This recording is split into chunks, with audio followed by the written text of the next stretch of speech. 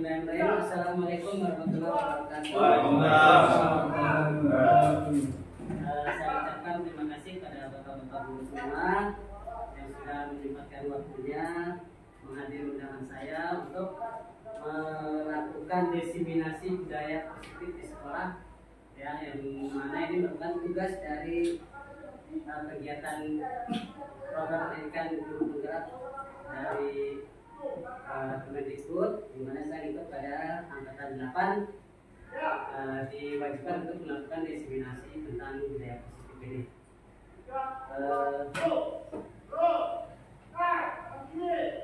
Ya, konsep inti yang ada dalam modul budaya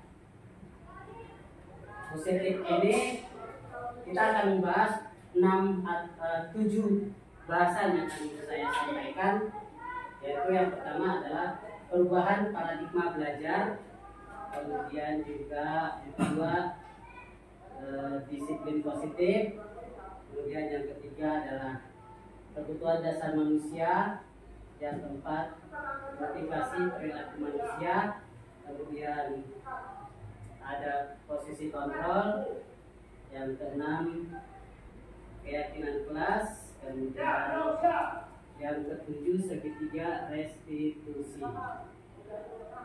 Nah, dari ketujuh bahasan ini kita akan membahas satu persatu, atau saya akan menyampaikan penjelasan satu persatu. Yang pertama tentang perubahan paradigma belajar. Ya, kita tahu bahwa pendidikan Indonesia itu pada saat ini terbagi menjadi dua, yaitu pada zaman dulu, di mana pada masa penjajahan kolonial Belanda, pendidikan Indonesia itu dijalankan seperti apa? Anak-anak bersekolah itu seperti apa? Itu yang rakyat hanya diajarin cara berhitung, cara menulis, cara membaca, dan tujuan akhir daripada itu adalah untuk kepentingan kolonial Belanda. Artinya begini, orang-orang rakyat Indonesia bersekolah pada saat itu, ya, dan sekolahnya pun ditetapkan hanya bagi kalangan nilai saja. Untuk rakyat jelata tidak bisa untuk melakukan ikut bersekolah. Jadi hanya kalangan-kalangan tertentu saja yang orang kaya ataupun bisa disebut kalangan ningrat. Nah, meskipun kalangan ningrat dari pribumi kita, mereka bersekolah, tetapi hanya sekedar diajarkan berhitung dan menulis saja. Berhitung, menulis, membaca. Karena mereka tidak mau lebih dari itu. Ya, namanya juga penjajah. Nggak mau orang yang dijajah itu lebih pintar dari penjajahnya sendiri. Nah, tujuan akhirnya adalah untuk kepentingan mereka. Artinya ketika mereka sudah lulus ataupun sudah pada tingkatan tertentu menamatkan pendidikan, mereka akan dijadikan sebagai pegawai di pemerintahan kolonial. Nah, karena hasil didikan kolonial itulah, maka pegawai-pegawai yang diangkat dari rakyat Indonesia, dari bangsa kita sendiri, secara tidak langsung, mau tidak mau, pasti akan mengikuti yang ngajarnya, ya, condong ke yang ngajarnya. Nah, karena itu, jadi pendidikan saat itu banyak sekali orang-orang yang berpendidikan, hasil pendidikan kolonial Belanda itu justru malah condong ke penjajah, sehingga istilahnya menjadi pengkhianat bangsanya sendiri, karena itu hasil dari pendidikan penjajah. Nah, kemudian paradigma pendidikan sekarang adalah pendidikan yang sekarang itu pendidikan yang berpusat kepada murid. Tujuannya adalah untuk mencapai kebahagiaan lahir dan batin setinggi-tingginya. Jadi yang paradigma pendidikan sekarang adalah pendidikan yang bertujuan mencapai kebahagiaan murid. Bertujuan artinya hanya berfokus kepada murid, berfokus kepada kepentingan dan minat serta fokus belajar kepada siswa. Jadi tidak melulu kepada teacher center istilahnya. Tidak hanya guru terus yang menjelaskan, sementara murid hanya mendengarkan, lalu menulis, mendengarkan, menulis, menonton gitu istilahnya, ya. Nah, sekarang itu pendidikan itu dititik tolakkan adalah untuk dalam istilah Ki Hajar Dewantara adalah menghamba kepada murid. Artinya apapun kepentingan murid kita fokuskan untuk pembelajaran pendidik berdasarkan pada kepentingan murid. Jadi artinya gini, murid di dalam pembelajaran itu menjadi pusat pembelajarannya. Apapun yang kita memberikan kebebasan kepada murid untuk melakukan atau menggali potensinya. Jadi tidak hanya guru saja yang menerangkan di depan seperti ini dan murid hanya diam tanpa melakukan apapun. Tetapi murid diajarkan atau diajak untuk berkreasi di dalam pembelajaran, sehingga guru hanya memantau, guru hanya memberikan saran, guru hanya memberikan dorongan-dorongan seperti itu. Itu pendidikan paradigma baru yang sekarang. Kemudian, pendidikan paradigma baru itu adalah pembelajaran yang berorientasi pada penguatan kompetensi dan pengembangan karakter yang sesuai dengan nilai-nilai Pancasila. Jadi pendidikan pada sekarang itu adalah pendidikan untuk mengembangkan kompetensi dan pengembangan karakter anak-anak didik kita yang sesuai dengan nilai-nilai Pancasila. Jadi ada landasannya, jadi kita akan menggali karakter siswa agar sesuai dengan nilai-nilai yang ada dalam Pancasila. Ya, seperti itu. Kemudian pembelajaran paradigma baru juga memastikan praktik pembelajaran yang berpusat pada murid. Nah, tadi yang saya katakan berpusat kepada murid. Jadi tidak hanya monoton di guru saja yang menjelaskan, kemudian memberikan materi, memberikan soal dan sebagainya, tapi berpusat kepada murid, ya. Yang mana setiap murid belajar sesuai dengan kebutuhan dan tahap perkembangannya untuk mewujudkan profil pelajar Pancasila. Jadi murid-murid itu kan punya karakternya sendiri, punya jiwanya sendiri, punya perkembangan pemikirannya sendiri. Nah, guru itu mengarahkan, jadi tidak mengajarkan atau mendogma, tetapi memberikan jalan kepada murid sesuai perkembangan pemikirannya, sesuai perkembangan karakternya. Jadi di dalam kelas itu macam-macam kan murid, perkembangan pribadinya, perkembangan kognitifnya, perkembangan sosialnya kan macam-macam. Nah, guru mengarahkan ya kepada murid itu sesuai potensinya. Jadi tidak pembelajaran yang memaksakan atau tidak pembelajaran yang mendogma. Jadi belajar sesuai dengan potensinya anak masing-masing. Untuk apa tujuannya? Ya, supaya kita mengarahkannya itu untuk tujuan membentuk karakter yang sesuai dengan Pancasila. Ya. Kemudian ini menurut wacana disebutkan oleh yang diwacanakan oleh Kemendikbud yang di dalam dokumen kurikulum tahun 2022. Kemudian kita lanjut tentang disiplin positif. Nah, disiplin positif itu adalah apa sih yang maksudnya disiplin positif? Nah, di dalam budaya kita disiplin itu dimaknai apa? Yaitu sesuatu yang dilakukan oleh seseorang kepada orang lain untuk mendapatkan kepatuhan. Kalau menurut budaya kita, jadi disiplin itu artinya orang lain itu melakukan sesuatu dengan tujuan adalah untuk supaya patuh kepada kita. Jadi menurut kita itu seseorang itu, anak itu bisa dikatakan disiplin manakala dia mau melakukan apa yang kita inginkan, apa yang kita maui. Itu namanya disiplin. Nah, sebagai pendidik, kita sebagai seorang guru, tujuan kita adalah menciptakan anak-anak yang memiliki disiplin diri sehingga mereka bisa berperilaku dengan mengacu pada nilai-nilai kebajikan universal dan memiliki motivasi intrinsik bukan ekstrinsik. Jadi tujuan disiplin yang kita tanamkan sekarang adalah bukan karena keterpaksaan. Jadi supaya menggali anak itu menyadari bahwa di dalam dirinya punya nilai-nilai kebajikan, nilai-nilai positif. Oh, saya mendengarkan dulu, ikut nasihat dulu karena saya sadar bahwa saya itu ya memang wajib mendengarkan nasihat guru. Bukan karena saya terpaksa, karena saya takut sama begitu, saya taat sama begitu. Tidak, tapi karena ketimpulan dari dasar dirinya sendiri. Jadi tujuannya seperti untuk menciptakan anak-anak yang disiplin sendiri, berperilaku mengacu pada nilai kebajikan yang ada dalam dirinya, kesadaran yang ada pada dirinya, bukan karena keterpaksaan. Ya, jadi ada nilai-nilai intrinsik istilahnya yang timbul dari dalam diri sendiri, itu namanya motivasi intrinsik, motivasi yang timbul dari dalam diri sendiri, bukan motivasi karena ekstrinsik, motivasi yang keluar atau yang didorong dari orang lain. Kamu, kalau kamu nggak ngerjain PR, ya berarti kamu nanti bakal setrap. Nah, itu artinya sudah. Lalu anak mengerjakan PR, mengerjakan PR ya bukan karena motivasi intrinsik, tetapi karena motivasi ekstrinsik, karena dorongan, ketakutan kepada gurunya, oh sudah diancam. Nah, kita tidak mau seperti itu. Kedisiplinan anak harus timbul dari dalam dirinya sendiri, ya. Itu tentang disiplin positif. Kemudian,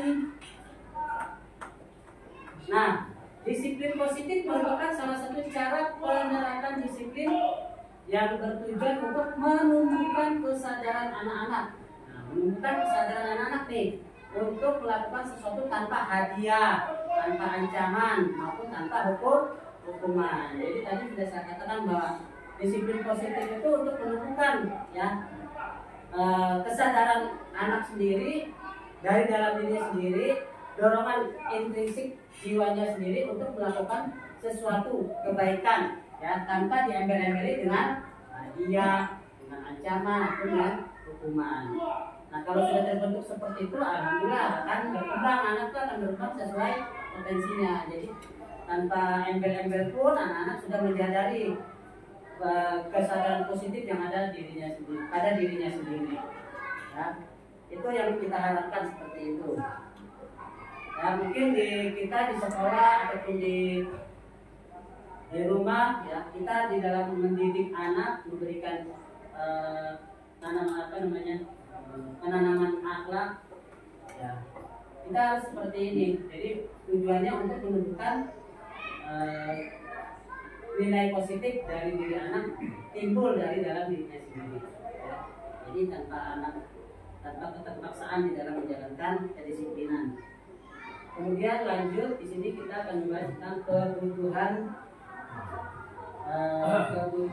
dasar manusia. Kebutuhan dasar manusia. Ya, kita tahu kita ini sebagai manusia pastinya punya kebutuhan-kebutuhan yang harus kita penuhi. Nah, kebutuhan dasar manusia itu apa aja? Ya, ada 5 kebutuhan dasar manusia. Ya, ada 5. Yaitu yang pertama adalah untuk bertahan hidup. Yang kedua untuk mendapatkan kasih sayang dan rasa cinta atau rasa diterima. Kemudian penguasaan, kebutuhan untuk kebebasan, kebutuhan untuk kesenangan. Nah, kaitannya dengan pendidikan anak, ya kita sebagai guru apa sih maksudnya? Ya, sebagai siswa, ya anak sebagai siswa, ada hal-hal yang tentu yang dilakukan oleh anak-anak itu ada dasar-dasarnya tertentu ketika dia melakukan sesuatu masalah di kelas, ada sesuatu yang mendasari dari perbuatannya itu. Nah, itulah yang disebut dengan kebutuhan dasar manusia. Yang pertama untuk bertahan hidup, untuk bertahan itu kan ya kita perlu makan, perlu apa, nah itu tujuan kita. Nah, dengan kita punya kebutuhan dasar bertahan hidup, maka kita melakukan pekerjaan. Nah, anak juga sama untuk mempertahankan dirinya, ya, untuk bisa mempertahankan keadaannya, dia juga memenuhi kebutuhannya. Ya. Dia berbuat yang punya tujuan untuk mempertahankan dirinya sendiri. Kemudian juga ada kebutuhan kasih sayang dan rasa diterima. Ya. Seorang anak, seorang manusia punya rasa butuh untuk dikasih sayang dan juga diperhatikan atau diterima. Ya. Nah, ketika anak misalnya tidak buat PR, ya, lalu kita tegur, kita tanya, jangan kita memberikan atau mencap salah kepada anak. Kita tanya dulu permasalahan, kenapa anak kamu tidak mengerjakan PR, apa alasannya, kemudian apa yang melatar belakangi kamu tidak membuat PR. Nah, mungkin anak akan bercerita, oh saya semalam tidur, saya semalam habis dari kondangan ikut orang tua, ternyata pulangnya malam, saya tidak sempat. Jadi kita menggali informasi dari anak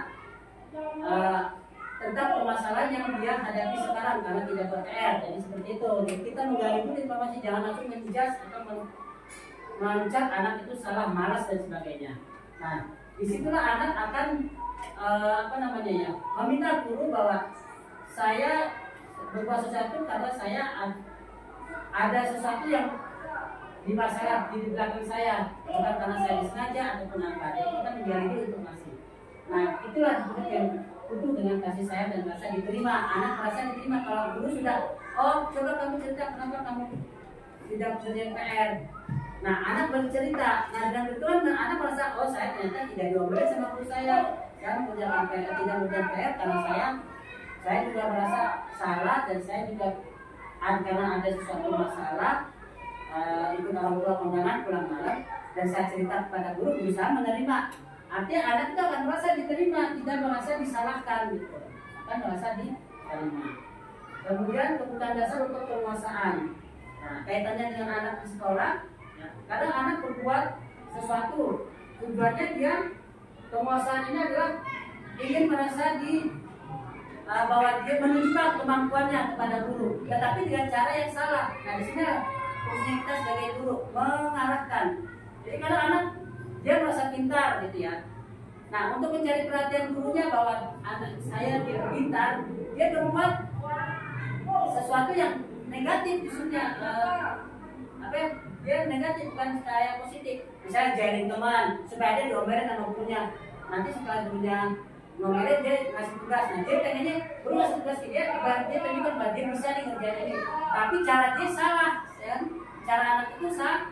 Nah, di sini tidak penguasaan juga untuk dia menunjukkan kemampuan kepada gurunya bahwa dia punya sesuatu atau punya kelebihan dari teman-teman lainnya, tetapi dia tunjukkan dengan cara yang salah. Di sinilah perlunya kebijaksanaan guru di dalam menilai anak, di dalam menguasai anak.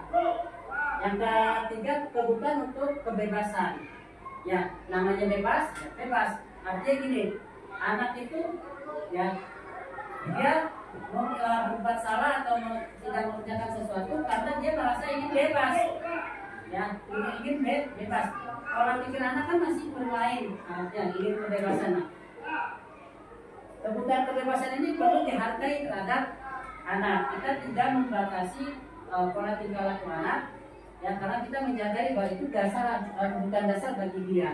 Jadi kita ya tadi guru itu menurut Ki Hajar Dawat itu digambarkan sebagai seorang petani. Namanya petani kan tidak memaksakan ini harus tumbuh ya, kamu tumbuh jagung harus 3 bulan harus tumbuh, harus subur, harus besar, tidak kan? Kita hanya mengarahkan, memberi pupuk yang baik, menyirami sesuai jadwalnya, ya. Ketika dia tumbuh dengan baik karena pola asuh kita memberikan asupan positif yang baik terhadap pohon ini.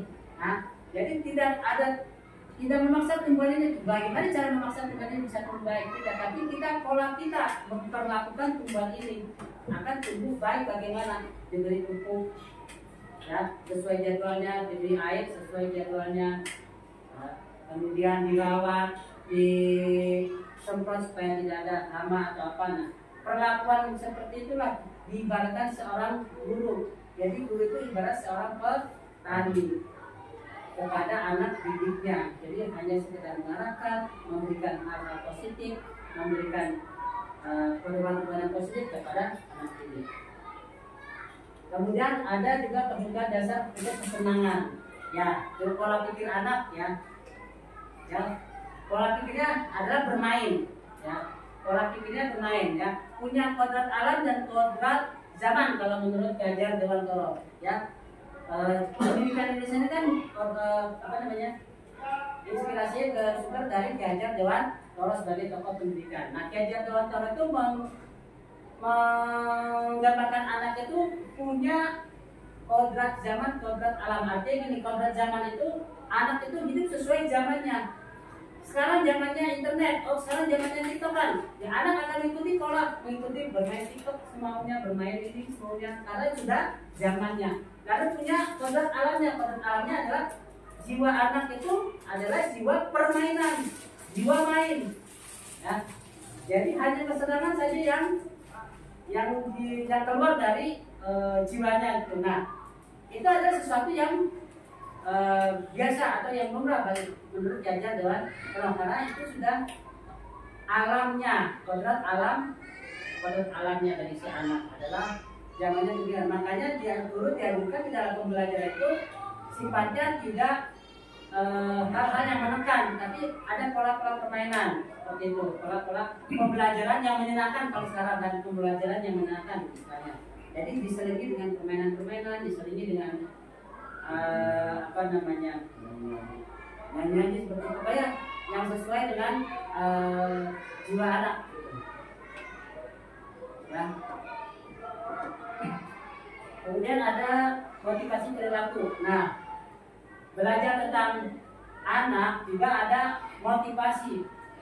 Nah, motivasi perilaku manusia itu apa? Dorongan yang timbul pada diri seseorang. Dorongan yang timbul pada diri seseorang secara sadar atau tidak sadar untuk melakukan sesuatu tindakan dengan tujuan tertentu. Ini motivasi perilaku manusia. Ya. Jadi perilaku manusia itu adalah sesuatu yang timbul dari diri kalau seseorang untuk melakukan sesuatu secara tidak sadar atau secara sadar. Ini motivasi perilaku manusia. Nah, ada dua jenis motivasi perilaku manusia. Ya, di antaranya adalah motivasi yang tadi saya jelaskan, motivasi ekstrinsik dan motivasi intrinsik. Ya.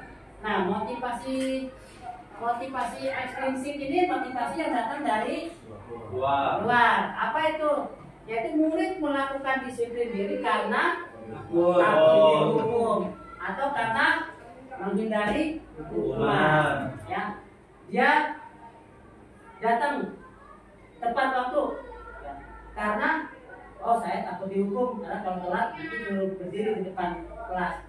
Nah, saya nggak mau itu, saya harus tepat waktu. Nah, itu motivasi ekstrinsik yang justru masih dalam posisi negatif, istilahnya motivasinya kan.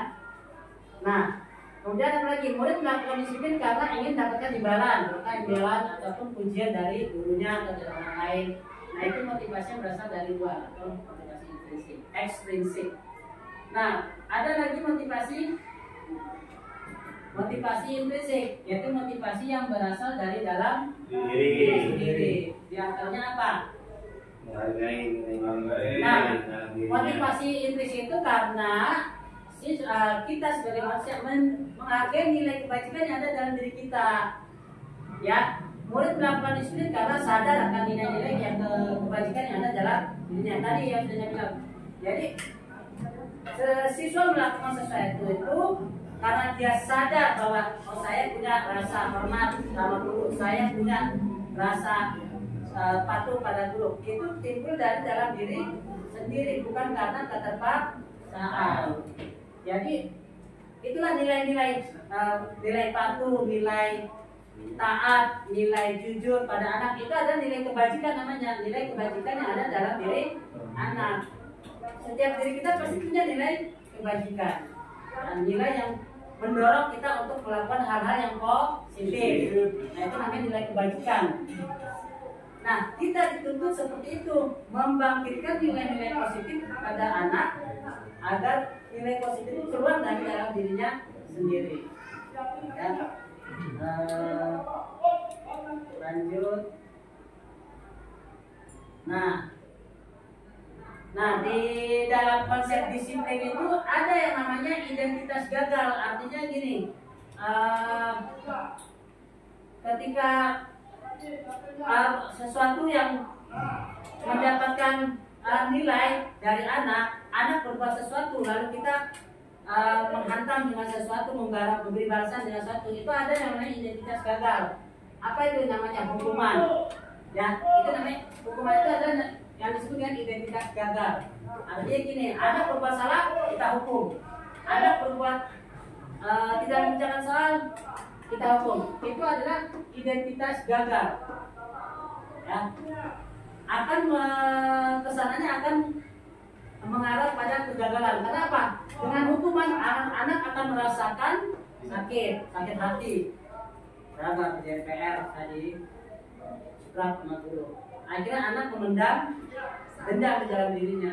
Saya nggak suka pokoknya kalau saya bilang aja saya nggak mau. Akhirnya dendam. Nah itu jadi identitas gagal namanya. Ya, tidak gagal. Kemudian anak akan merasa tidak nyaman. Besok ada bapak lagi tuh masuk. Saya besok nggak masuk dah. Jadi merasa tidak nyaman. Nah itu adalah identitas gagal namanya. Ya, identitas gagal. Terus ada rasa keterpaksaan. Karena kita dituntut sesuatu mengerjakan, lalu ditakut-takuti, lalu akan diberi hukuman, maka akan merasa anak ada keterpaksaan. Nah itu namanya identitas gagal. Kemudian murid juga jadi takut. Kemudian murid juga akan menyembunyikan kesalahan. Jadi nggak akan ada kejujuran. Ketika anak melakukan kesalahan, jangan takut dihukum sama guru. Murid akan menyembunyikan. Ya udah dia berbohong saja terus. Ya. Jadi menyembunyikan kesalahannya. Akan selalu berusaha menyembunyikan kesalahannya. Ketika dia padahal dia datangnya telat, ya sampai terbang berapa? Tapi dia dulu cari gurunya supaya gurunya dimasuk dulu ya. Oh dari kata dulu dia langsung lari ke kelas. Jadi dia tidak berani keterbukaan sama guru. Maaf bu, saya telat karena saya tidurnya malam, jadi saya bangun siang. Tidak ada keterbukaan. Jadi murid merasa akan selalu menyembunyikan kesalahan. Kemudian murid jadi rendah diri. Betul, kalau murid disiksa, dihukum di depan kelas akan merasa malu ya kan? Malu, aduh, saya dihukum di depan kelas depan teman-teman. Jadi besok dia akan selalu merasa rendah diri, ya. Jadi penakut. Kalau melakukan satu takut, jadi timbullah kan menjadi rendah diri. Nah, lalu ada lagi identitas gagal, yaitu berupa penghargaan. Ternyata di dalam pendidikan yang namanya penghargaan itu justru itu tekanannya adalah negatif. Padahal yang selama ini kita pikir adalah ketika kita memberikan penghargaan itu akan memicu anak untuk lebih giat. Ternyata itu tidak. Ya, penghargaan itu justru akan mematikan motivasi. Kenapa? Ya. Contoh, ada anak, ayo siapa yang hafal Al-Fatihah? Ayo maju sini, bapak kasih duit 5.000. Ini anak hafal. Setelah hafal dikasih duit, kalau kamu hafal 5.000. Nah, anak yang nggak hafal itu akan merasa karena dia tidak bisa hafal-hafal, akan merasa takut. Udah, akhirnya kesel sama anaknya yang hafal. Ibunya anak kesel sama anak yang hafal. Jadi iri, ya iri sama yang hafal. Dia dikasih duit karena hafal. Saya nggak pernah dikasih duit sama Pak Guru. Jadi Pak Guru hanya menilai sesuatu itu apa namanya karena anak melakukan sesuatu. Nah itu tidak adil menurutnya. Kalau di dalam dia pendidikan juga itu tidak adil. Jadi tidak efektif dan akan merusak hubungan. Ada hubungan antara anak ini dengan teman-teman lainnya akan merusak hubungan. Ada sifat iri dari anak-anak yang lain. Gitu. Kemudian akan mematikan kreativitas. Jadi anak ini ya dia akan rajin menghafal, akan rajin karena akan maunya dikasih duit sama guru atau dikasih hadiah sama guru. Kalau guru nggak ngasih hadiah akan mau. Ayo anak siapa besok hafalan ya surat An-Nas sama Ijazul. Pak, besok ada nggak hadiahnya? Pasti akan nuntut seperti itu. Ya enggak lah, ya oke Pak, nggak mau deh kalau nggak dikasih duit. Nah, jadinya mematikan kreativitas. Ya, akan mematikan kreativitas. Kemudian maupun dari sistem ranking, anak dikasih ranking, ya. Makanya dalam K13 sama Merdeka itu ada ranking. Karena kayak ini anak dihukum dengan sistem ranking, anak yang dapat ranking diperhatikan, terusnya nggak dapat ranking nggak diperhatikan sama gurunya, itu menghukum dengan sistem ranking namanya. Nah itu justru akan mematikan kreativitas anak, akan membuat hubungan anak tidak baik dengan teman-teman lainnya. Terus merampas hak menghargai dirinya. Jadi anak itu tidak akan menghargai dirinya sendiri, kemampuannya sendiri, karena dia bisa sesuatu karena dorongan lain, yaitu karena ada hadiah, karena ada imbalan dari guru, sehingga dia tidak bisa saya nih rajin hafal karena memang saya pengen ngapal sendiri, karena saya pengen bisa, karena saya pengen menguasai materi ini, pelajaran ini. Tidak ada dorongan dari dirinya sendiri, tapi timbul karena apa, hadiah, karena itu. Jadi anak itu tidak akan menghargai dirinya sendiri, walaupun dia bisa, tapi dia tidak merasa puas dari hatinya karena tidak ada harga. Karena sesuatu itu dinilai dengan penghargaan atau dengan hadiah. Itu yang namanya dengan identitas gagal. Identitas gagal. Nah, ada namanya yang masih disebut dengan identitas sukses. Ya, yaitu ada namanya konsekuensi. Jadi dalam membuat suatu, kita kan pernah di kelas nih membuat kesepakatan kelas namanya. Jadi membuat peraturan. Apa bedanya peraturan dengan keyakinan kelas? Nanti akan saya bahas. Peraturan, kalau peraturan kan sesuatu yang guru yang membuat. Kamu dilarang telat, kamu harus mengerjakan apa yang ibu kasih soal kerjakan. Kalau tidak, itu namanya peraturan. Peraturan sifatnya keluar dari guru. Nah itu enggak, menurut kajian dokter itu tidak benar. Yang benar adalah kesepakatan kelas, yaitu hal-hal yang timbul dari ide anak sendiri. Ayo kamu, kita pancing anak-anak. Ayo kamu, ketika kamu telat, bapak harus ngapain ke kamu, ayo. Nah itu namanya konsekuensi. Jadi ketika anak itu melakukan hal yang negatif, ada konsekuensinya. Konsekuensi itu timbul dari dalam ide anak. Sudah kesepakatan kita antara guru dan murid. Makanya pada awal pembelajaran kita buat dulu kesepakatan, namanya kesepakatan, bukan peraturan tapi kesepakatan. Jadi sesuatu itu timbul dari anak. Ketika kamu nggak hafal, kamu harus diapain, kamu harus bagaimana. Nah, kesepakatan itu harus menawarkan hal-hal yang positif, bukan yang negatif ya. Gimana? Misalnya, kalau saya nggak hafal, ya sudah, besoknya saya harus mengerjakan tugas ini dah. Jadi hal-hal yang menjawab pada positif, bukan pada yang negatif. Kalau kamu nggak hafal, ya dihukum. Ya itu bukan namanya, itu bukan konsekuensi namanya. Jadi konsekuensinya itu mengarah pada yang positif. Nah, karena apa? Konsekuensi itu akan ada penguatan jangka pendek. Jadi kalau anak sudah merasa, oh saya melakukan sesuatu karena saya nanti akan seperti ini, sudah merasa mengetahui konsekuensinya, anak akan menyadari bahwa saya harus mengerjakan ini. Nah itu adalah kesadaran jangka panjang, jangka pendeknya anak akan merasa sadar, akan merasa timbul kebaikan pada anak. Itu penguatan positif dalam jangka pendek. Kemudian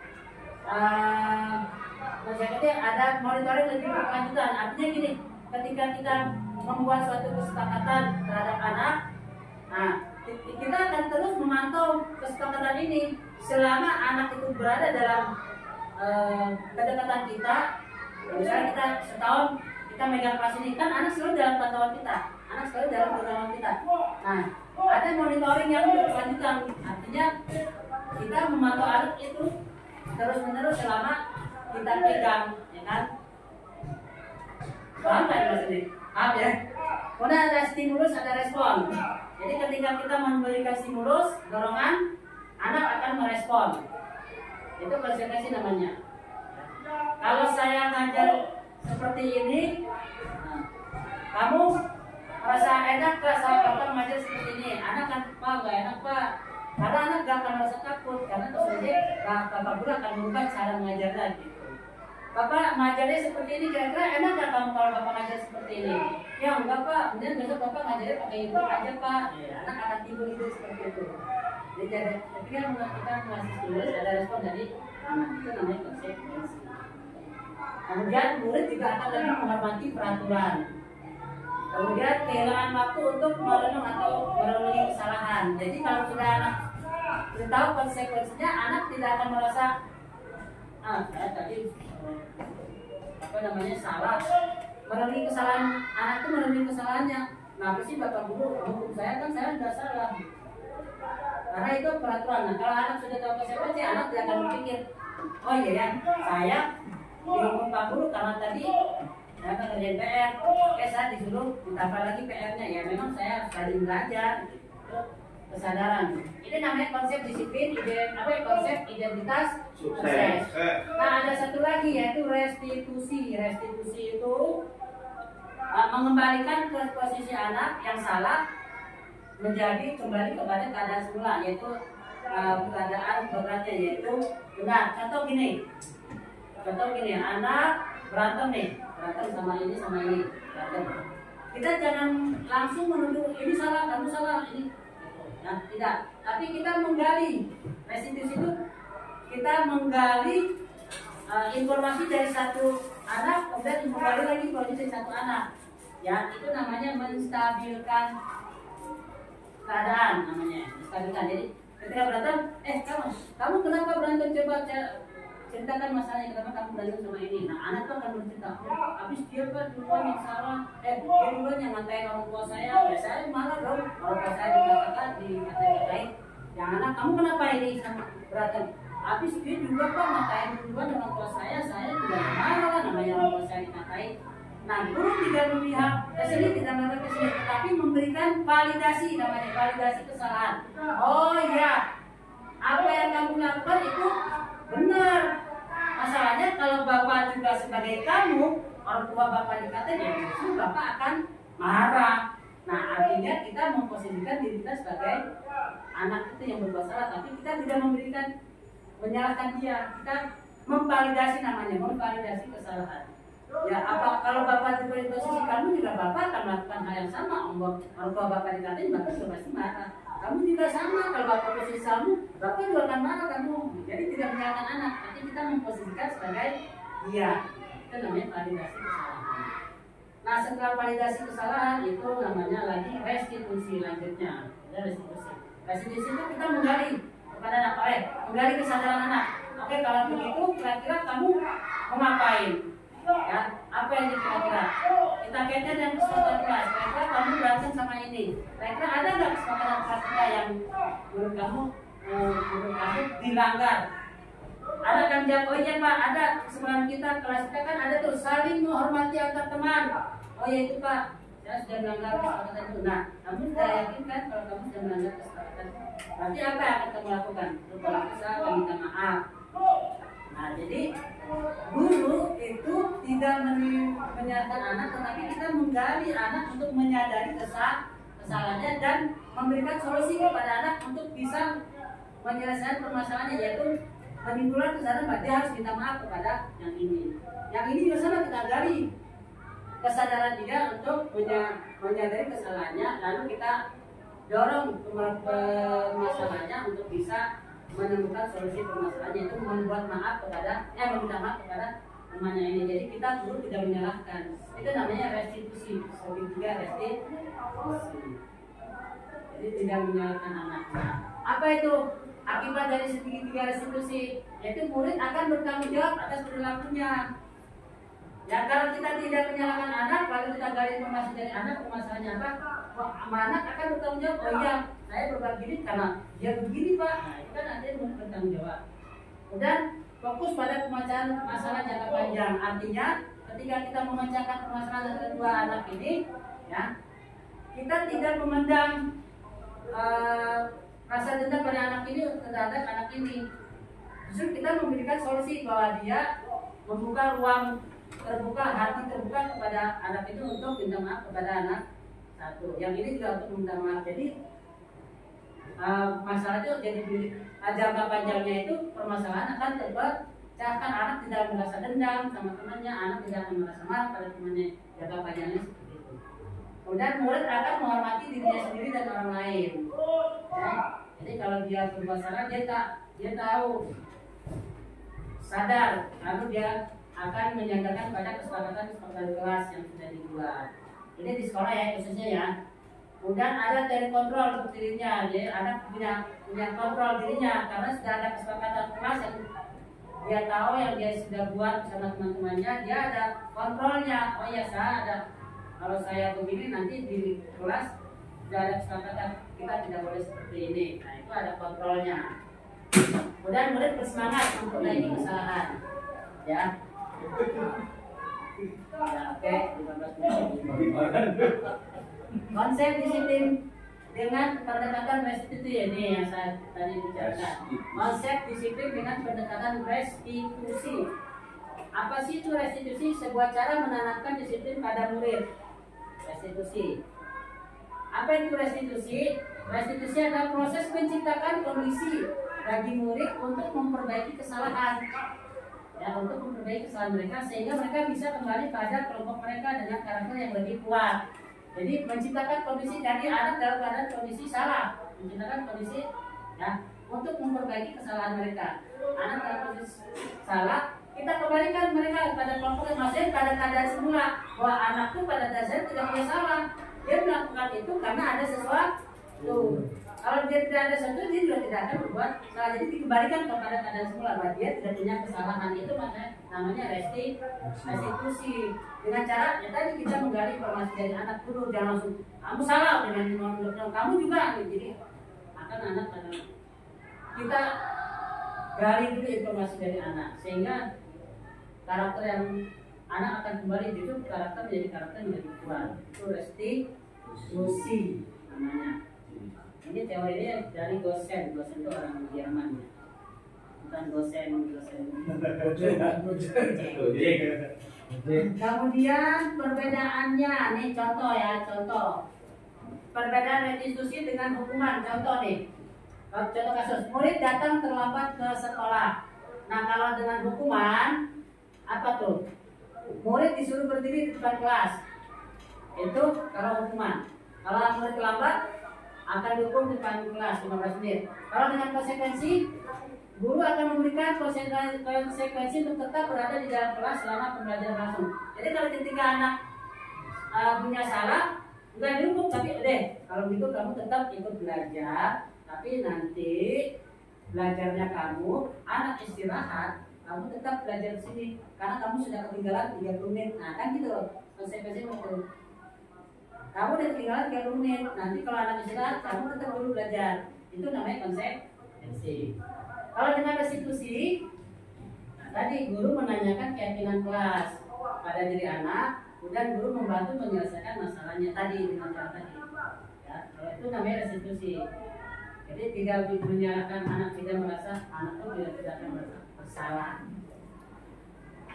Kalau hukuman banyak, guru akan marah-marah. Kalau konsekuensi guru tegas.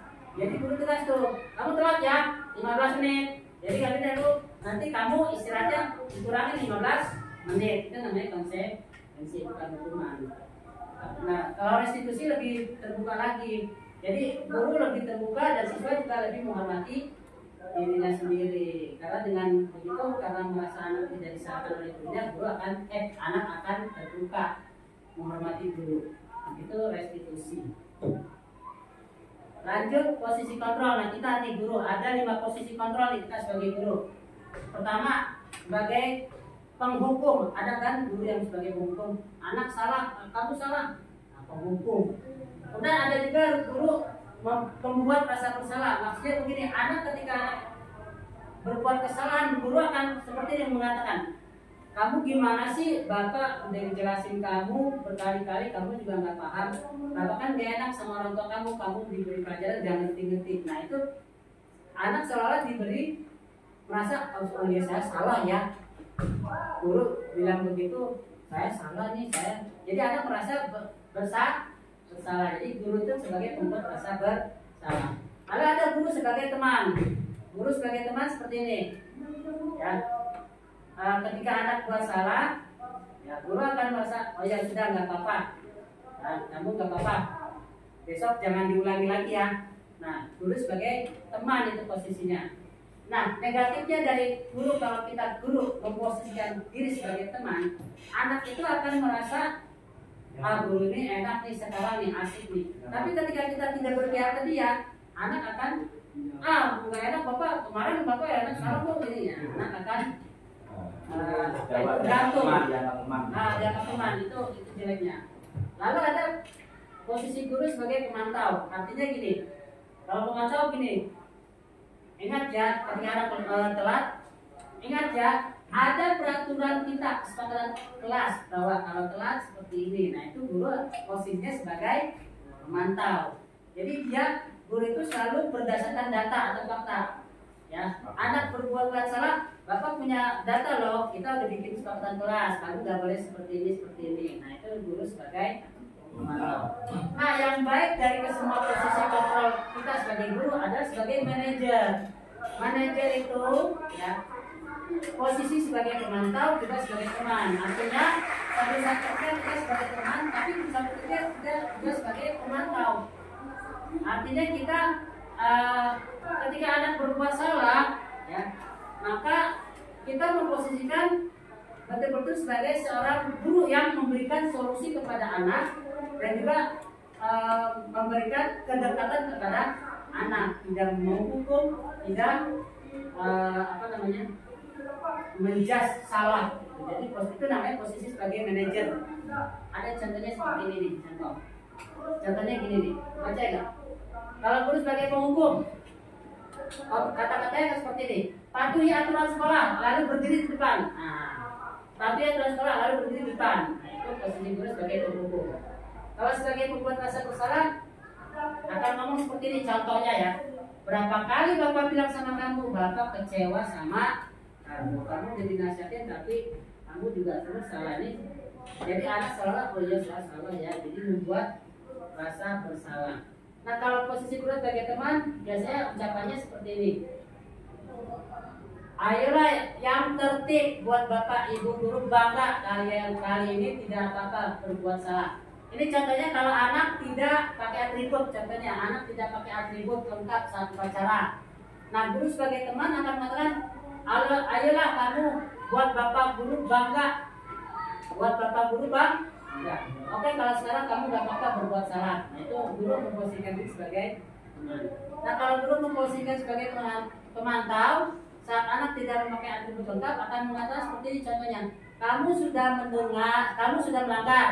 Kamu sudah melanggar apa peraturan sekolah kita dan apa konsekuensinya. Jadi guru punya data, kamu sudah melanggar, kira-kira apa yang kesepakatan sekolah kita yang sudah kamu melanggar. Nah kalau sebagai manajer, maka kalimatnya seperti ini: apakah kamu tahu kesalahan kamu, kira-kira bagaimana cara kamu memperbaikinya. Nah itu posisi guru sebagai manajer, tidak menyalahkan tetapi juga meminta anak mencari solusinya sendiri untuk memperbaiki kesalahan. Itu posisi kontrol guru sebagai manajer. Ini posisi yang justru diminta pada guru-guru memposisikan sebagai manajer. Lanjut, keyakinan kelas. Keyakinan kelas. Kenapa harus keyakinan kelas? Kenapa tidak peraturan kelas? Nah, keyakinan kelas itu, kenapa harus keyakinan kelas? Keyakinan kan namanya keyakinan itu timbul dari dalam diri sendiri. Nah, orang itu akan melaksanakan sesuatu itu sesuai dengan keyakinannya dari diri sendiri kan. Oh saya melaksanakan sholat rajin ya karena saya ya orang Islam harus melaksanakan sholat, itu karena kesadaran diri sendiri. Nah harus berasal dari keyakinan sendiri, karena orang itu akan melakukan sesuatu sesuai dorongan dari dalam dirinya sendiri. Makanya disebutlah keyakinan. Nah cara membuat keyakinan kelas seperti ini contoh. Ini hanya sekedar contoh cara membuat keyakinan kelas.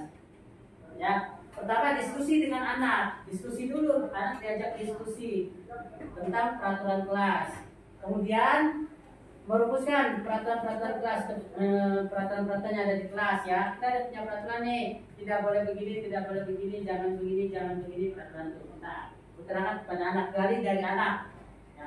Nah, setelah menjadi sebuah peraturan, lalu kita buat peraturan itu menjadi kesepakatan kelas, menjadi keyakinan kelas. Ya, kalimat-kalimat jangan itu diubah menjadi kalimat yang positif. Jangan terlambat diubah menjadi kalimat yang positif. Masuk sekolah tepat waktu. Jadi jangan ada kalimat-kalimat yang sifatnya negatif. Jangan membuang sampah. Diubah menjadi kalimat positif, buang sampah pada tempatnya. Nah itu kalau sudah membuat hal yang positif itu anak gak akan berpikirnya positif.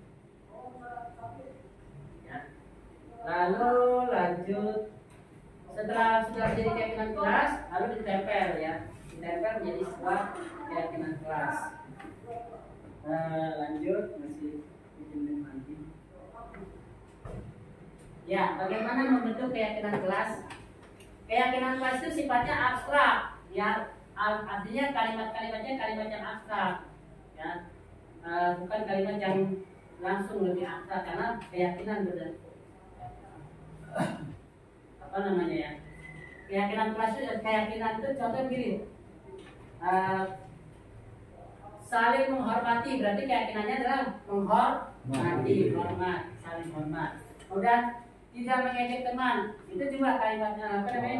Keyakinan itu adalah menghormati, itu namanya jadi abstrak, sifatnya abstrak.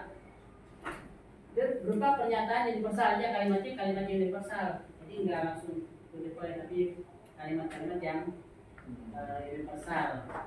Kemudian sesuai dengan kondisi kelas, ya, karena kita meminta dari anak, menggali ide dari anak, jadi sesuai apa yang dilontarkan juga sesuai dengan kondisi anak dan kondisi kelas. Kemudian dibuat dalam bentuk positif, artinya dalam bentuk kalimat-kalimat positif, ya. Tadi jangan ada kalimat-kalimat yang negatif, kata tidak, jangan, itu diusahakan tidak pernah kita pakai. Kita ubah adalah kalimat yang positif. Ya, lanjut. Nah, tujuan mulia dari penerapan disiplin positif adalah agar terbentuk murid-murid yang karakter, disiplin, santun, peduli, tanggung jawab, dan merupakan pembelajar sepanjang hayat. Ya, tujuannya ya seperti itu, membuat tatanan kelas agar terbentuk disiplin yang positif, agar juga terbentuk murid-murid yang punya karakter, punya disiplin, punya tanggung jawab, menjadi pelajar sepanjang hayat. Seperti itu, kira-kira inilah disiplin positif yang bisa kita terapkan di sekolah, ya. Kita bisa apa namanya, mulai dari sekarang kita terapkan hal-hal yang positif di kelas kita, di sekolah kita, agar anak itu tumbuh sesuai karakternya. Jadi diusahakan di kelas itu tidak apa namanya membuat hal-hal yang menimbulkan keresahan bagi anak. Jadi kita gali potensi anak, kita arahkan anak sesuai dengan potensi dan kodratnya. Seperti itu. Kira-kira ada pertanyaan nggak? Ada. Ya, pertanyaan. Terima kasih. Aplaus dulu buat Pak Tos sebagai Allah dan akhir beliau. Amin. Mohon untuk pemateri dibuka tadi materi yang dari awal diulang. Saya ada pertanyaan di situ tentang intrinsik. Ya, intrinsik. Ya. Ada yang namanya ekstrinsik dan ekstrinsik. Ya, ekstrinsik dan intrinsik. Nah, di bawah lagi, di bawah. Nah, saya ya oke.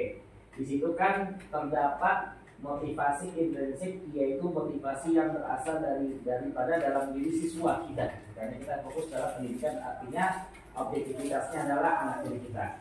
Nah, di situ ada 2 poin yang dikatakan pemateri: menghargai nilai-nilai kebajikan dalam dirinya. Menghargai nilai, berarti sebuah yang abstrak yang terdapat di dalam dirinya yang harus dihargainya. Oke. Yang keduanya, murid melakukan disiplin diri karena sadar akan nilai-nilai kebajikan dalam dirinya. Artinya, disiplin ataupun menghargai nilai itu kan sama-sama dalam sifat abstrak kebajikan. Nah, dalam dua hal ini, pemateri saya minta dijelaskan. Mungkin di sini ada belum pahamnya saya. Perbedaannya apa? Karena saya menilai sepintas saya melihat 2 hal pengertian ini hampir mirip. Karena sama-sama datangnya dalam diri dan sama-sama kebajikan. Kalau dibilang kebajikan, ya berarti disiplin termasuk kebajikan. Ya.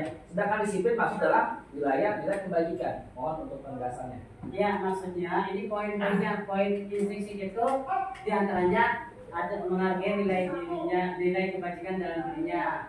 Kemudian ketika anak melakukan disiplin itu karena anak itu sadar bahwa dia punya penjelasan yang ketika anak melakukan disiplin itu menghargai bahwa dia punya nilai kebajikan. Jadi melakukan disiplin bukan karena ribut Tapi yang jadi pertanyaan dulu itu kan pernah di K13 itu kan bahwa ketika siswa itu melakukan hal yang baik kita harus memberikan reward. Tapi nyata di sini malah bertolak belakang. Jangan sering memberikan reward karena nanti mereka akan gagal dalam identitas gagal tadi kan. Itu gimana itu? Nah, karena juga seperti itu apa namanya ya, di dalam belajar ini ya kita banyak berdebat. Karena saya juga bingung gitu. Apa itu banyak teman-teman juga pada gitu. Tapi di sini dibilang identitas gagal. Iya. Balik terus balik padahal itu memotivasi yang kan. sering kita praktekkan gitu kan, yang sering kita lakukan ya seperti itu supaya anak senang, supaya anak ini justru kita harus beri Dari hadiah. walaupun Hadiah kecil walaupun bermain kecil. katanya, walaupun tepuk tangan, Betul. tapi justru tadi disebut identitas gagal. Identitas gagal kalau menurut pandangan Ki Hajar Dewan Toro. Itulah terjemahannya. Iya. Tapi kalau kita telisik kembali pemateri ya, kita berbicara pemateri ya, terkait masalah hukuman punishment, sedangkan hadiah adalah reward. Artinya, ketika saya merasa pada saat di bangku kuliah, ketika karena saya jurusan PAI, pernah saya membaca satu buku ketika ada perdebatan terkait masalah bagaimana kita sih membuat anak-anak itu supaya mengenal ada pendidikan kita, materinya itu mau dan disiplin. Di buku itu ingat apa konsep pendidikan agama Islam, sama masih ingat bukunya warna biru, ada sajadahnya, depannya tampilannya tuh keluaran tahun 2007 kalau nggak salah. Dari situ dikatakan saya berpikir oke lah bisa dibilang identitas gagal terkait yang namanya hukuman maupun hadiah, tapi di situ dijadikan sebagai ulasan mendidik seorang mahasiswa akan menjadi guru. Oh, ada metode yang dimana kita bisa memberikan punishment agar memberikan efek jerah ketika siswa melanggar aturan. Ini loh hukumannya. Sedangkan reward itu artinya orang yang melakukan kedisiplinan maka dia mendapatkan suatu yang namanya hadiah. Kembali konsep agama Islam lagi. Ketika pada seseorang itu memberikan ya perbuatan buruk, maka konsekuensinya dia mendapatkan dosa. Sedangkan dia melakukan ibadah total 5 waktu, maka dia akan mendapatkan pahala ya berupa ganjaran Allah Subhanahu wa taala. Jadi antara konsep reward sama punishment sebenarnya sudah ada di dunia pendidikan ya. Cuman saya kurang paham, mungkin ada evolusi pendidikan di zaman saya dulu reward punishment masih berlaku. Mungkin bisa saja pada tahun sekarang ini, zaman ini reward ataupun punishment sudah tidak lagi menjadi suatu cara yang efektif dalam pembelajaran. Ya, apa namanya yang seperti itulah. Jadi dalam pandangan Ki Hajar dan Toro ini kan kaitannya dengan dunia pendidikan anak ya, dalam dunia pendidikan anak. Jadi kita mungkin dalam konsepnya itu anak ya, karena anak kita pola pendidikannya terhadap anak. Jadi anak itu kan punya masa yang masih panjang. Ya. Kalau terhadap orang dewasa mungkin perlakuannya akan beda. Perlakuan ini mungkin nggak berlaku. Nah, kita yang tujuan kita adalah mendidik karakter anak, untuk mendidik karakter anak, menimbulkan karakter dalam hal yang positif ketika dia sudah dewasa. Artinya penanaman positif itu sejak kecil itu yang harus ditanamkan. Nah, kalau dengan memberikan punishment itu akan membekas gitu kan pada diri anak itu akan di hatinya akan membekas dan selalu kan anak seperti itu mudah untuk mengingat sesuatu yang terjadi pada dirinya ya. Nah, pada kejadian-kejadian negatif pada dia kecil itu akan selalu teringat sampai dewasa.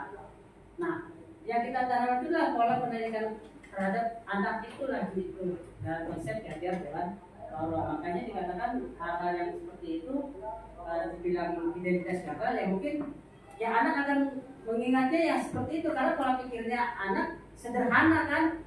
Saya begini dikasih hadiah ya senang saya, tapi itu saat itu senang, tapi nanti ke depannya dia akan pengaruh itu akan embel-embel itu kan dia bawa sampai dewasa. Agama nggak ikhlas gitu ya. Mungkin kembali lagi tidak menjadi niat kali, artinya ketulusan hatinya tidak didapatkan dalam mendapat pendidikan, mungkin kali ya. Nah, tulusnya datang dalam diri sendiri bukan karena suatu imbalan ataupun takut kena hukuman, betul.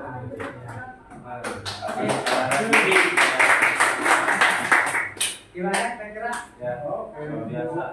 Sudah cukup atau masih lanjut? Boleh. Berarti Pak Idam besok Next time lanjut lagi next time. daftar dulu. Ya, ya oke. Bapak semua, terima kasih teman-teman semua sudah mendengarkan presentasi saya untuk tentang disiplin positif di sekolah. Semoga memberikan wawasan kepada kita untuk penanaman kita. Saya akhiri kalam bila itu kepada wassalamualaikum warahmatullahi wabarakatuh. Waalaikumsalam warahmatullahi wabarakatuh. Hidup Tuhan. Jangan lupa tanggal 24 Jadi nomor 3. Coblos komisi. Itu udah dimatiin belum tuh rekaman? Ya, terlambat disetrap setuju nggak? Setuju. Setuju. Setuju. Oke, berarti oke, sudah. Lanjut, dilarang jalan-jalan di kelas. Setuju? Oke. Dilarang mengejek. Dilarang mengejek. Setuju? Dilarang main fisik. Setuju? Tidak keluar masuk kelas saat jam kelas. Belajar? Tidak masuk. Oke, setuju. Lanjut, tidak boleh terlambat ke sekolah. Tidak telat. Setuju? Lanjut. Hah? Di sini. Ini Depan ganteng-ganteng mulutnya. Balar-beler. Ya, lanjut. Tidak boleh lari-lari di kelas, setuju? Kalau datang terlambat, saya akan skip jam. 30 kali. Ini fisik jangan, nggak boleh kalau fisik. Kalau fisik dilarang ya. Tidak boleh datang terlambat sesudah bel, setuju? Hukumannya diri dompet kelas 10 menit. Jangan lama-lama ya. 10 menit boleh. Lanjut. Tidak boleh lari-lari sama ini. Tidak boleh lari-lari. Setuju. Tidak boleh bekerja. Piket di kelas tapi gak boleh bercanda.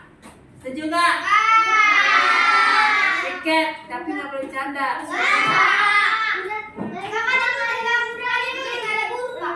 Tapi kalau piket aja berarti ya, kalau belajar nggak boleh bercanda. Tapi kalau piket ya, nah kalau piket berarti boleh lah. Piket namanya piket kan setelah belajar.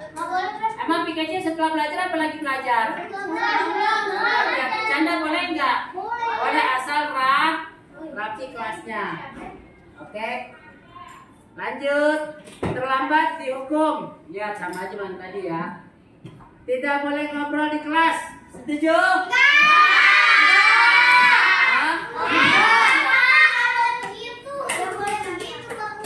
Berarti kamu pengennya ngobrol gitu ya? Itu namanya diskusi, beda ngobrol dengan diskusi. Kalau ngobrol ngalor ngidul nggak ada ujung tanduknya. Kalau diperintah, ayo silakan kamu diskusi, wah itu namanya diskusi. Tapi kalau tidak ada perintah, ngomong aja tuh mulut cuap kayak nenek rombeng, boleh nggak? Nggak boleh ya, nggak boleh ngobrol. Tidak boleh nyontek, setuju nggak? Berarti kamu sudah memposisikan diri pengen jadi orang on terus dong, pengennya nyontek aja. Nggak boleh nyontek, setuju nggak? Hukumannya apa, Pak? Nah dulu, jangan bicara hukuman dulu. Nggak boleh buang air kecil. Buang air besar atau kecil boleh, tetapi tidak terlalu sering. Tidak terlalu sering. Bentar Pak, kencing. Bentar Pak, kencing. Bentar Pak, kencing. Sekalian aja bawa kaleng. olengnya di sini ikat. Tuh. Jadi kalau kecil dikasih. Tujuh. Ya. Jadi boleh kecil tapi tidak terlalu sering. Berapa kecil? Ya kan boleh kencing, Bapak bilang boleh kencing, tapi tidak terlalu sering. Masa kencing itu sejam ada 15 kali? Logika enggak? Oke, boleh. Tidak boleh terlalu sering keluar alasan kamar mandi ya. Oke. Kemudian jika membawa HP dapat hukuman, setuju nggak? Oke, bisa. Kan dilarang bawa HP. Tidak boleh berantem. Boleh. Kamu boleh. Kamu itu promotor WCW ya? Boleh, Pak. Hah? WWW. Apa kamu? Promotor WWW apa? Apa WCW? Apa WCW? Ya. Tidak boleh berantem. Tidak boleh makan saat jam belajar. Ya harus tapi nggak boleh makan kecuali diizinkan, silakan punya bekal makanan. Lanjut, tidak boleh berisik, berdebat. Tidak boleh, betul, setuju. Lanjut, kalau bawa HP sama, tuh kalau bawa HP dilarang bawa HP. Tidak boleh lari-lari di kelas sama, setuju, sama. Tidak boleh ribut sama yang tadi, tidak boleh berisik. Oke. Di jam pelajaran tidak boleh bermain-main. Nah, setuju. Oke, ini kesepakatan kamu, nanti Bapak catat nih. Ya. Lanjut, tidak bermain di kelas saat jam pelajaran sama ya. Sama. Lanjut. Tidak boleh lari-lari sama yang tadi. Tidak boleh berisik sama. Tidak boleh katain orang tua. Tidak boleh menghina orang tua. Setuju? Ada yang menghina, apalagi yang menghina duluan, keluar aja di kelas.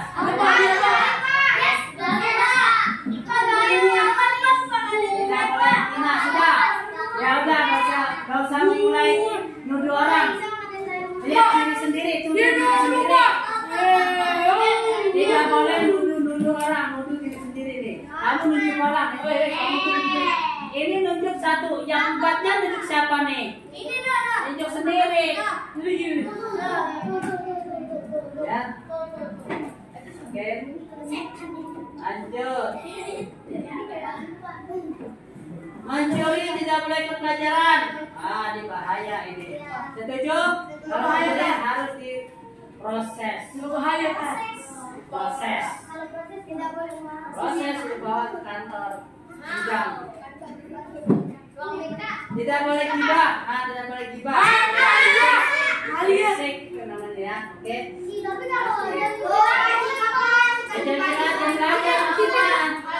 Jam belajar tidak boleh gibah. Oke. Sudah semua ini kesepakatan kelas, nanti Bapak catat. Oke. Siap? Ya, Bapak cabut. Iya, ditempel nanti. Catat, Bapak catat dulu.